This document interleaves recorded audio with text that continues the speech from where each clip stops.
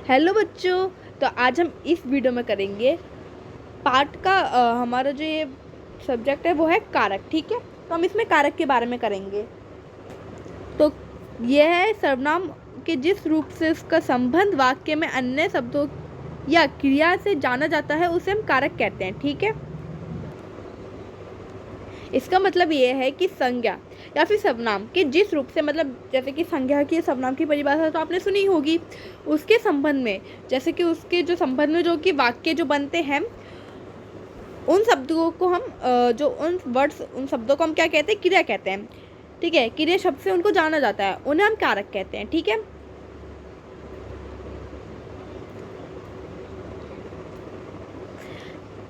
कारकों को बताने वाले जो संज्ञा या सर्वनाम शब्दों के साथ लगाए जाते हैं उन्हें विभक्ति या परसक कहते हैं। ठीक है, जैसे कि जो कारकों के साथ, जैसे कि संज्ञा सर्वनाम के शब्दों के साथ कोई भी चिन्ह लगाए जाते हैं या फिर कोई भी विभक्ति लगाई जाती है उसे हम क्या कहते हैं, परसरक कहते हैं। ठीक है, आप जैसे कि आप यहाँ पे कुछ एग्जाम्पल देख सकते हैं।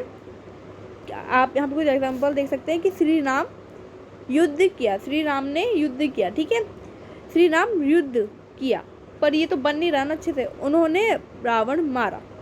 ठीक है, श्री राम रावण तीर मारा। उन्होंने धर्म रक्षा रावण मारा। नहीं, ये आपको लग रहा है कि इसमें इन चारों टेंस में कुछ तो प्रॉब्लम है, क्योंकि श्री राम युद्ध किया नहीं, इसमें आएगा श्री राम ने युद्ध किया। जैसे आप नीचे देख सकते हैं यहाँ पे क्या लगाया है, ने, श्री राम ने युद्ध किया। ठीक है, उन्होंने रावण को मारा। उन्होंने किसको मारा, रावण को मारा। ठीक है, राम जी ने किसको मारा था, रावण को मारा था। श्री राम ने रावण को तीर से मारा। इसमें क्या लिखा था तीसरे वाले में, श्री राम रावण तीर मारा, बिल्कुल गलत है, कोई भी सेंस नहीं बन रहा इस टेंस का। तो उन्होंने क्या लिखा, श्री राम ने रावण को तीर से मारा। किससे मारा, तीर से मारा। उन्होंने धर्म के लिए रावण को मारा। उन्होंने धर्म की रक्षा के लिए, उन्होंने अपने धर्म फिर दूसरों के धर्म की रक्षा के लिए किसको मारा, रावण जी को मारा, रावण को मारा, सॉरी। अब हम करेंगे कारक के भेद। ठीक है, क्या करेंगे, कारक के भेद। और सबसे पहले देखते हैं कि कारक के कितने भेद होते हैं। कारक के 8 भेद होते हैं। जब देखते हैं कि कर्ता ने, ठीक है, कर्म को, इसमें कारक, फिर उनके चिन्ह बताए गए हैं, फिर उनका अर्थ। ठीक है, कारक ने जो कि काम करने वाला, ठीक है, जो काम करते हैं वो। कर्म को, जिस प्रकार काम का प्रभाव पड़े, मतलब काम का प्रभाव जैसे कि बहुत ज़्यादा हल्का है या फिर कितना ज़्यादा काम है उस कर्म को, करण से या फिर डैश करके द्वारा। ठीक है, जिसके द्वारा कर्ता काम करे, मतलब जिस काम के द्वारा वो काम करे, मतलब जैसे कि ये वाला काम है तो उस काम को ये करने के लिए वो सारा काम अपना कर दे। संप्रदान को, के लिए, जिसके लिए क्रिया की जाए, जिसके लिए क्या की जाए, क्रिया की जाए। अपादान से अलग होना। ठीक है, अपादान से क्या होना, अलग होना, जिसके अलावा, ठीक है, सॉरी, जिससे अलगाव हो, जिससे हमारा संप्रदान के लिए जैसे अपादान, उस टाइप से। अब हमारा क्या है, संबंध में, हम किसके संबंध में, ठीक है, का की के, ना, नी, ने, रा, री, रे। ठीक है, अन्य पादों से संपन्न। ठीक है, अधिकरण में परे, में पर, क्रिया का आधार। अब संबोधन है। ठीक है, संबोधन में हे, अरे, अजी या फिर अरो भी होता है। किसी को पुकारना है, बुलाना। ठीक है, किसी को बुलाना या फिर पुकारना। अब हम देखेंगे कि पहला है जिसमें लिखा है कर्ता कारक। जैसे कि आप देख सकते हैं, सुनील दौड़ लगता है, बिल्कुल ही गलत है। मोहन ने पत्र लिखा। संज्ञा या सर्वनाम, सुनील दौड़ लगाता है, ये भी ठीक है। मोहन ने पत्र लिखा, ये भी ठीक है। संज्ञा या सर्वनाम के जिस रूप से कार्य को करने वालों का बोध हो उसे कर्ता कारक कहते हैं। ठीक है, कर्म कारक विभक्ति चिन्ह ने है। ठीक है, कि हमारे कर्ता कारक विभक्ति में कौन सा चिन्ह है, ने चिन्ह है। आपको ये ध्यान रखना, आपको ये याद करना होगा, ठीक है, कि आप अपने लॉजिक से कोई भी याद करिए, वरना जब भी आपको ये चीज़ याद हो पाएगी, वरना याद ही नहीं हो पाएगी। ने विभक्ति चिन्ह के प्रयोग भूतकाल में तथा सकर्मक क्रिया होने पर होता है। इसमें ये कह रहे हैं कि जो हमारे ने है क्या है, विभक्ति चिन्ह है, जो कि भूतकाल में क्या सकर्मक क्रिया के होने का प्रभाव पड़ता है। जैसे आप देख सकते हैं कि सकर्मक क्रिया के क्या प्रभाव पड़ता है, किसके, उसके होने का। जैसे कि भूतकाल में सकर्मक क्रिया का होने का प्रभाव पड़ता है, मतलब उस पर आ जाता है। अब है हमारा दूसरा कर्म क्रिया। क्या है हमारा कर्म क्रिया? जैसे राम ने रावण को मारा, राम जी ने रावण को मारा। आप देख सकते हैं हमारा एक सेंटेंस बन गया। जिस प्रकार प्रक्रिया के कार्य का प्रभाव पड़े उसे कर्म कारक कहते हैं। कर्म कारक की विभक्ति को है। आपको याद रखना कि कर्म कारक की विभक्ति क्या है, को है। जिस प्रकार क्रिया के कारक का प्रभाव पड़े उसी कर्म को कारक कहते हैं, ठीक है। और क्या है, कर्म कारक की विभक्ति क्या है, आपको पता चल गया, को है, ठीक है। अब हम कर्म को पहचानेंगे कैसे? कर्म को पहचान के लिए क्रिया के साथ क्या अथवा किसके शब्द लगाकर प्रश्न करते हैं। मतलब इसमें है कि हम कारक को पहचानेंगे कैसे, क्रिया को पहचानेंगे कैसे।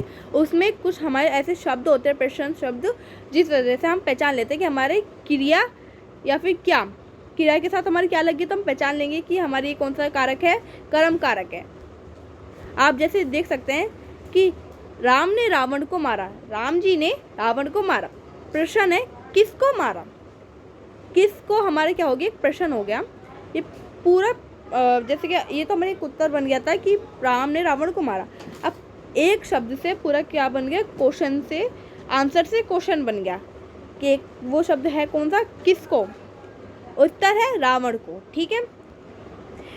निशा दूध पीती है, क्या पीती है, क्या पीती है, दूध पीती है, ठीक है। आप देख सकते हैं क्या पीती है, दूध पीती है। अब है तीसरा करण कारक। करण कारक, करण का अर्थ है साधन। क्या अर्थ है, साधन, ओके। जैसे बच्चे गेंद से खेल रहे हैं। बच्चे किससे खेल रहे हैं, किससे खेल रहे हैं बच्चे, गेंद से। किससे, गेंद से, बॉल से खेल रहे हैं। जिस साधन का द्वारा कर्ता कार्य करता है उसे करण कारक कहते हैं, ठीक है। जिस साधन का मतलब करण, साधन का मतलब ऊपर ही पता चल गया था, साधन का मतलब क्या होता है, करण होता है। इस साधन के द्वारा कर्ता कार्य करता है उसे करण कहते हैं। क्या कहते हैं उसे, हम क्या कहते हैं, उसे करण कारक कहते हैं। इसका विभक्ति चिन्ह से है। अब इसका विभक्ति चिन्ह क्या है, से।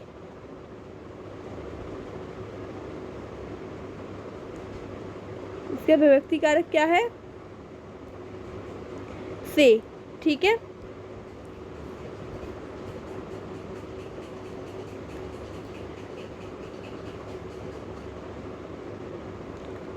करण कारक को पहचानने के लिए, करण कारक को पहचानने के लिए क्रिया के साथ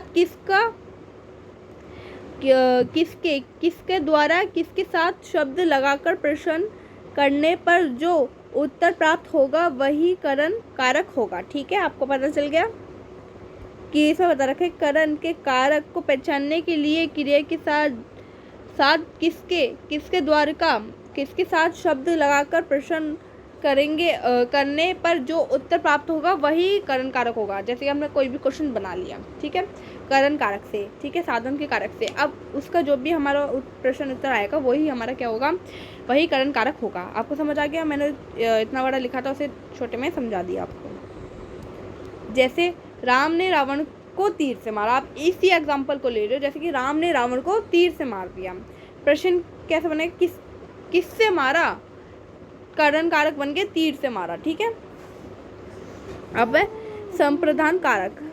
तो हम करेंगे संप्रदान कारक। राम सीता के लिए फल लाए, राम सीता के लिए फल लाए। कर्ता किसके लिए क्रिया, मतलब कर्ता जिसके लिए क्रिया करता है अथवा जिसे कुछ देता है उसे संप्रदान कारक कहते हैं। ये जो है ये अभी 7th क्लास की हिंदी में आपके बुक में आएंगे, जो कि अब 6th से 7th में जो बच्चे आएंगे उनके हिंदी में ये बहुत ज़्यादा आएंगे। ठीक है, तो वो वीडियो ये ज़रूर देखेंगे और ये 8th 9th और सबके लिए भी बहुत ज़्यादा यूज़फुल रहेंगे। उसे संप्रदान कारक कहते हैं। ठीक है, संप्रदान कारक का विभक्ति चिन्ह के लिए तथा को है। उसमें 2 चिन्ह है बच्चों। ठीक है, कौन कौन से, के लिए और तथा को। ठीक है, आप देख सकते हैं के लिए और को हमारे क्या है, 2 चिन्ह हैं। एंड देन मैंने इसे हाईलाइट भी कर दिया है, आपको अच्छे से याद रहेगा क्योंकि आपको इनको याद ही करना पड़ेगा, वरना आप इसे याद नहीं करेंगे तो आपके मार्क्स ऑब्वियसली कट जाएंगे। इसकी पहचान करने के लिए जैसे कि इस कारक की पहचान करने के लिए किसको किसके साथ प्रश्न करने पर प्राप्त होता है, फिर वो वही संप्रदान कारक होता है। जैसे कि आप देख सकते हैं, अतिथि राधा के लिए उपहार लाई। अतिथि किसके लिए प्रश्न बन गया, किसके लिए लाई, राधा के लिए लाई। ये कौन सा बन गया, संप्रदान कारक बन गया। ठीक है, अब हमारा है अपादान कारक। अपादान कारक क्या है, जिसमें